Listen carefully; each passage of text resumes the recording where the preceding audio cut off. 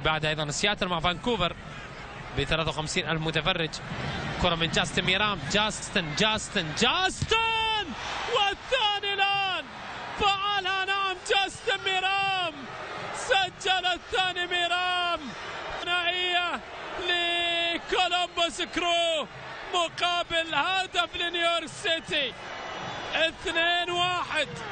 جاستن ميرام يسجل الهدف الثاني في مرمى نيويورك سيتي. اللاعب العراقي نعم يضع البصمة المتألق في هذا الموسم مع نادي كولومبوس كرو. يسجل ثاني الأهداف ويضع الهدف الثاني ويفرح جماهير كولومبوس كرو بثنائية. لاحظ الكرة والتمريرة من إيغوايين وصلت إلى ميرام واحدة بقدمه ذهبت زاحفة في المرمى. عرف طريق الشباك اللاعب جاستن ميرام.